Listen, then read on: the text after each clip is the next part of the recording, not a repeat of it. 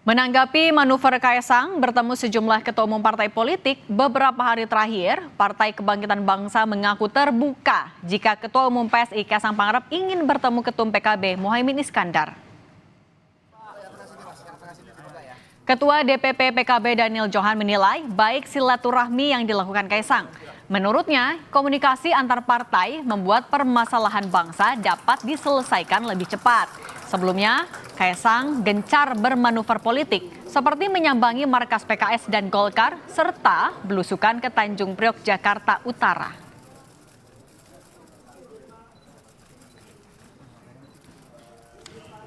Setiap silaturahmi, setiap komunikasi antar partai itu selalu baik ya.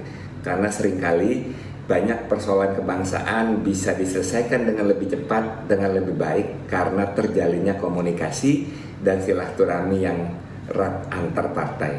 Dan PKB tentu selalu terbuka dengan silaturahmi, dengan komunikasi, dengan seluruh pihak, dengan seluruh sahabat partai.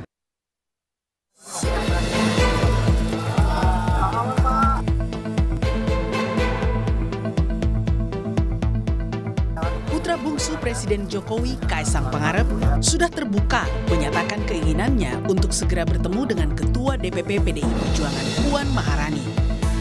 Keinginan Kaisang ini berani dilontarkan setelah ia melihat ada sinyal dari Puan yang berkenan untuk ditemui.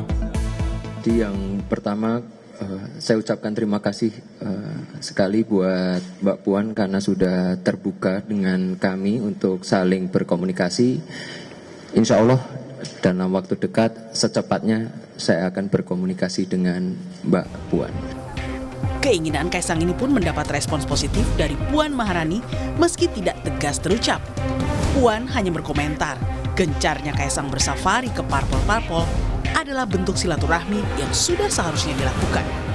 Kemudian bersilaturahmi itu menurut saya penting dan sebaiknya memang dilakukan. Jadi ya harus silaturahmi. Tuh.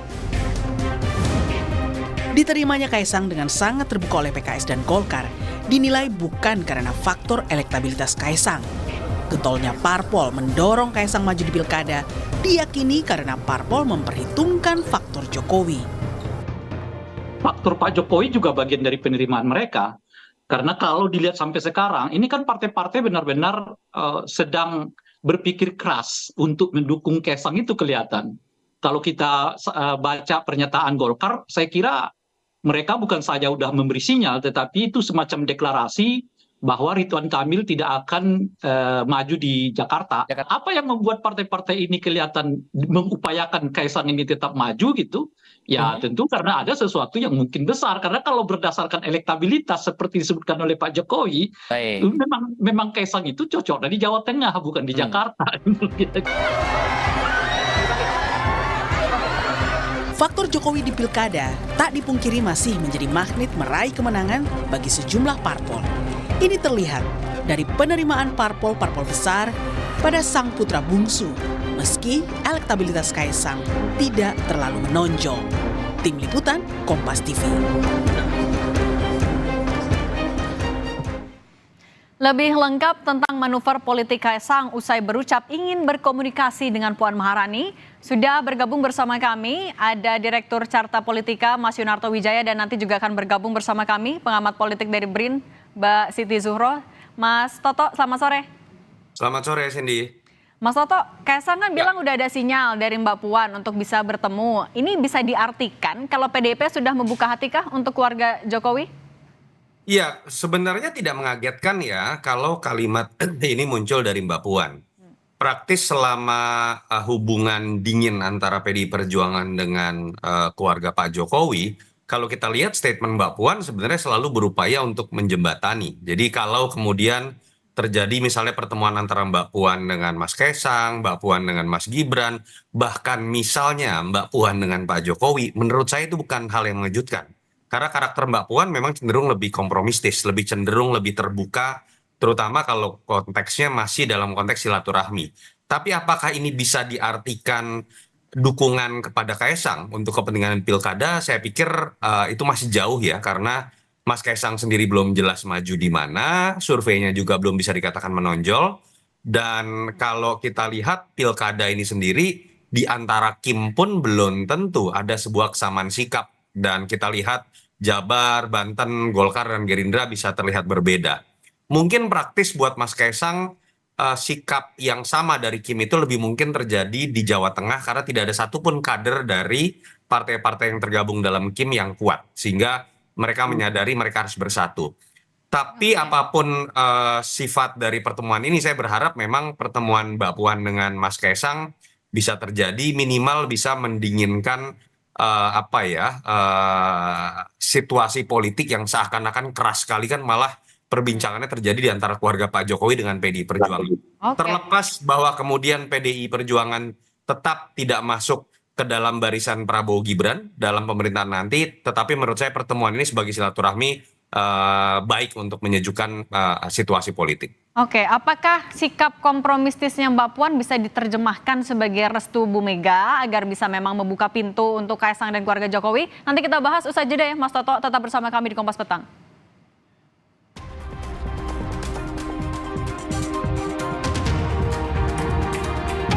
Ini Direktur Carta Politika Mas Yunarto Wijaya soal manuver Kaisang dan PDIP di Pilkada serentak, dan akan bergabung bersama kami pengamat politik BRIN Siti Zuhro. Mas Toto, tadi soal sikap kompromistisnya Mbak Puan. Kalau Anda melihatnya ini sebenarnya adalah perpanjangan restu dari Bu Megawati atau Mbak Puan punya hitung-hitungan politik sendiri? Soalnya kan kalau kita lihat sikapnya Sekjen PDIP kayaknya keras banget juga nih sama keluarga Jokowi. Ya, kalau saya melihat tetap berbeda ya. Dalam arti kan memang tadi saya mengatakan ini adalah karakter berpolitik Mbak Puan. Kalau yang kita coba analogikan dari zaman almarhum Taufik Kimas masih aktif berpolitik, orang sering melihat ada dua gaya yang berbeda. Antara Pak Taufik Kimas yang lebih terbuka, cenderung lebih kompromistis, dengan Ibu Mega yang cenderung lebih keras dan kaku. Jadi kalau kita mau analogikan seperti itu agak mirip. Mbak Puan ini lebih mirip dengan almarhum Taufik Kimas, cenderung terbuka, menghindari perselisihan dan konflik, sehingga tidak mengagetkan kalau kita baca tone dari Mbak Puan selama perang dingin antara keluarga Pak Jokowi dengan PDI Perjuangan pun Mbak Puan memang berusaha menjembatani. Jadi artinya bukan PDIP yang lebih kendor buat keluarga Jokowi? Menurut saya ini bukan sikap dari Ibu Mega. Dan kalau pertanyaannya PDI Perjuangan masih terpusat di mana, tentu saja pengambilan keputusan strategi seperti ini masih ada di satu tangan, yaitu Ibu Megawati. Oke, Mbak Wiwi, kalau Anda melihat sikap politiknya Mbak Puan yang cenderung lebih cair, tadi menjembatani, dalam menanggapi Kaisang juga lebih santai, ketimbang dengan ya misalnya Hasto Kristianto, Anda membaca konsistensi PDIP sebenarnya atas sikapnya kepada keluarga Jokowi kayak gimana sih Mbak? Iya, tadi kan Mas Toto menggambarkan dengan cukup ini ya, mengacu pada pengalaman dulu itu yang dikatakan bahwa sebetulnya Mbak Puan ini mirip-mirip Pak Taufik Kemas kan gitu. Tapi sebetulnya kan Mbak Puan bukan Pak Taufik Kemas juga gitu ya. Tetap saja keputusan itu masih ada di tangan Ibu Megawati ya dalam hal ini, semua keputusan. Tapi apa yang ditampilkan oleh Mbak Puan itu ya hanya untuk semacam balancer gitu ya, membuat balance gitu supaya tentu gitu ya sifat apa yang ditunjukkan oleh sebagian besar gitu PDI Perjuangan itu tidak memberikan kesan yang apa ya, yang tidak positif gitu, sehingga dalam konteks ini diimbangi oleh hadirnya gitu gaya Mbak Puan yang apa ya, yang menawan seperti itu, yang senyum seolah-olah nggak ada apa-apa gitu dan sebagainya, tapi tetap kelihatannya kalau kita tidak bisa mengatakan ya sebagai publik dan saya sebagai mungkin agak memahami atau mempelajari internal budaya politik dari PDI Perjuangan, tidaklah semudah itu sebetulnya untuk mengubah begitu saja gitu ya arah-arah yang katakan sudah menjadi keputusan dari PDI Perjuangan. Jadi apa yang disampaikan Mbak Puan itu tentu dalam politik itu kan wajah depan wajah belakang beda gitu ya. Jadi tidak bisa kita simpulkan bahwa ini sebetulnya sangat welcome. Lalu politik PDIP dalam hal ini sangat cair dalam arti akan merangkul beneran gitu apa yang dilakukan dengan terkait pilkada ini. Tapi Anda melihatnya artinya kemungkinan Kaisang bertemu dengan Mbak Puan itu memang ada, cukup besar kah peluangnya?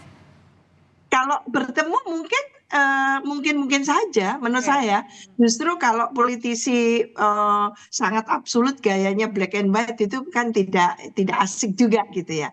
Mungkin dalam konteks itu mengikuti gitu ya ritme untuk cair hanya sekedar bertemu gitu. Dan itu yang dilakukan Mbak Puan ketika waktu menjelang Pilpres dulu ya, yang akhirnya juga mengerucutnya kan beda kan itu. Oke, Mas Toto, nah kalau kita mundur ke waktu Pilpres kan Bu Mega sama Pak Prabowo juga susah nih ketemu karena disebutnya ada faktor Jokowi di belakangnya. Nah kalau Kaisang ketemu sama Mbak Puan, Anda melihatnya apa? Ini ada persetujuan dari Bu Mega atau gimana?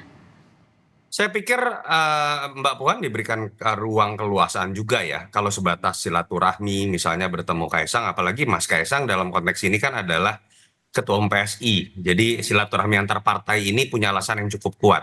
Dan memang menurut saya keleluasan ini juga mungkin diberikan adalah mungkin kesepahaman termasuk buat Ibu Mega, spekulasi saya bahwa minimal dalam konteks membangun tensi politik jelang pilkada, alangkah baiknya PDI Perjuangan tidak bicara hitam putih. PDI Perjuangan tidak kaku ketika membangun sebuah komunikasi politik, dan itu harus membutuhkan simbol-simbol politik yang terlihat cair. Kenapa? PDI Perjuangan butuh Gerindra, PDI Perjuangan butuh Golkar, PDI Perjuangan butuh banyak partai, dan termasuk bagaimana minimal menghindari pertarungan politik di beberapa daerah di pilkada yang kita tahu pengaruh Jokowi masih sangat kuat. Jadi simbol-simbol politik seperti pertemuan Mbak Puan misalnya dengan ketua umum partai lain, termasuk misalnya PSI, termasuk misalnya dengan Pak Jokowi sekalipun dan Pak Prabowo, menurut saya memang itu sebuah keniscayaan yang memang harus dibangun dalam konteks mendinginkan situasi yang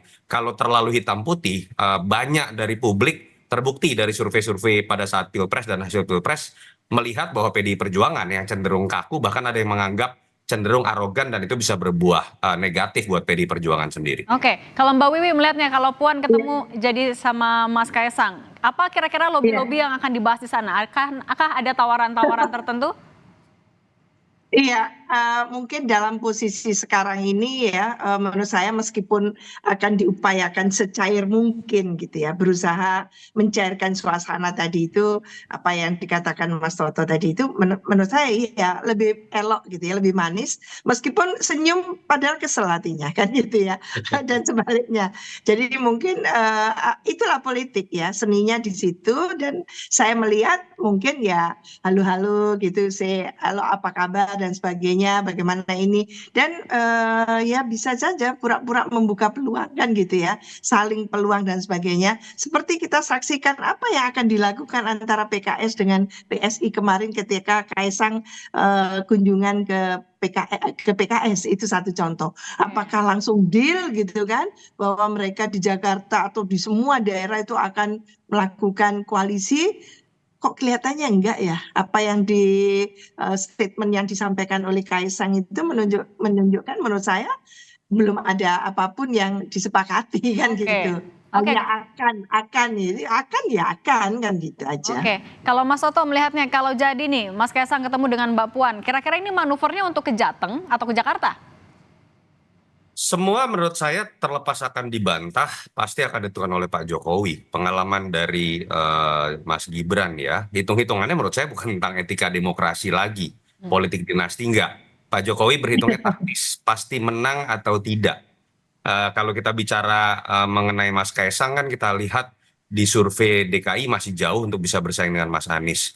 Kita bicara di Jawa Tengah, saya juga belum terlalu meyakini Pak Jokowi akan menitipkan Kaisang itu menjadi nomor 1. Mungkin masih ada di level nomor 2. Walaupun saya selalu mengatakan sayang loh kalau Mas Kaisang ini ketua umum partai yang katanya ingin jadi partai nasional, lalu digadang-gadang entah jadi Jakarta, entah di Jawa Tengah, ada yang bilang dulu Surabaya, ada yang bilang Bekasi. Kasihan, seakan-akan nggak ada kerjaan lain gitu Mas Kaisang, pengangguran politik. Padahal fokus saja seperti apa yang dilakukan sekarang, bertemu dengan tokoh-tokoh ketua-ketua umum, mumpung ayahnya masih berkuasa, itu akan meningkatkan kapasitas seorang Kaisang sebagai seorang politisi sejati dan sebagai seorang ketua umum.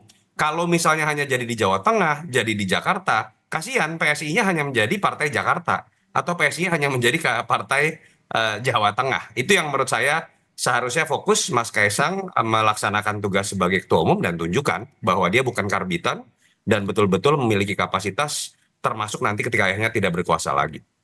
Oke, kalau Mbak Wiwi melihatnya, PSI kan sebenarnya bukan partai yang tidak lolos parlemen. Ya bisa dibilang bukan partai besar seperti Golkar dan lain-lain, tapi dibuka dengan sambutan begitu hangat dengan partai-partai besar. Anda membacanya kenapa? Iya, ini memang politik di Indonesia agak lucu, kadang aneh, lucu, menggelikan ya, campur baur di situ bahwa pendekatannya itu masih sangat kekuasaan. Nah, tentu ini tidak sulit untuk dibantah siapapun bahwa Kaisang ini adalah putra bungsunya Pak Jokowi, gitu ya. Kemarin sudah berhasil untuk putra sulungnya menjadi wakil presiden terpilih, berhasil. Maka target selanjutnya tidak hanya Bobi yang sang menantu menjadi calon gubernur Sumatera Utara yang akan didukung oleh koalisi besar, gitu kan? Tapi juga Kaisang dipersiapkan, silakan memilih mau Jawa Tengah atau Jakarta atau manapun. Nah, itu luar biasanya di situ. Jadi ini yang menunjukkan sebetulnya partai-partai politik dalam proses rekrutmen promosi kader itu yang memang lompat-lompat. Jadi menurut saya ini menjadi concern kita bersama, kita menyaksikan bahwa praktek dinasti politik luar biasa. Karena ini tidak bisa diragukan lagi, ini adalah praktek dinasti politik gitu. Tentu tanpa Pak Jokowi, Kaisang bukan siapa-siapa, gitu kan? Sehingga munculnya Kaisang mau tidak mau pasti dikaitkan dengan Pak Jokowi yang notabene presiden yang akan purna bakti tanggal Oktober nanti 2024 ini. Jadi tinggal hitungan bulan sebetulnya. Maka ini yang akan dimaksimalkan untuk mengisi pilkada yang memang sudah ditargetkan ya. Kalau saya melihat memang ini sangat terkait dengan keputusan MA yang yang mengubah persyaratan calon wakil kepala daerah dan wakil kepala daerah itu ya. Jadi nanti calon ketika dilantik memenuhi hitungan tahun umurnya. Ini kan kelucuan yang luar biasa yang di-create hanya untuk justifikasi gitu ya, membenarkan gitu siapapun yang ditargetkan untuk menjadi penguasa ya di Indonesia. Jadi menurut saya ini ya kita kompetisi kontestasi untuk pilkada serentak yang harusnya ini menjadi taruhan kita. Jadi kalau kemarin pilpresnya banyak mengundang kekecewaan dan sebagainya karena distorsi pemilunya, maka pilkada ini tidak boleh distortif lagi. Seharusnya seperti itu. Karena 545 daerah. Ketika 545 daerah, ini kalau distorsi bareng-bareng ini kayak apa hasilnya nanti kan itu. Jadi apalagi kalau sampai terjadi sengketa bareng-bareng 545 daerah. Jadi itu yang harus dijaga betul oleh Indonesia untuk tidak terjadi ketidakpuasan masyarakat karena semakin dekat ini antara calon pemimpin atau penguasanya nanti di kabupaten kota maupun di provinsi kepada masyarakat. Kalau pilpres masih jauh, tapi ketika pilkada ini sudah dekat sekali. Jadi kalau nanti pilkadanya distortif, nanti ada luapan ketidakpuasan tadi. Oke, baik, kita tunggu artinya akan atau tidak akan nih kira-kira Kaisang bertemu dengan Mbak Puan. Terima kasih Direktur Carta Politika Mas Toto dan Mbak Wiwi, pengamat politik dari BRIN. Sehat selalu.